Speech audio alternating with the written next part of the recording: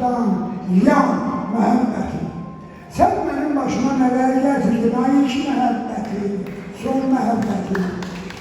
O parlaq sevgindən çox tanıdıqdan ulduzlar eşkindən qızartı dərmiş. İnsanlar bir dəfə də olduğundan elə bir dəfə də sevərlərmiş. Mənəm milyar naxış sətmişəm görə, divarı hesabı naxışlarının kibriklər özgüyə baxmayayım deyə çəkir keşiyini baxışlarını.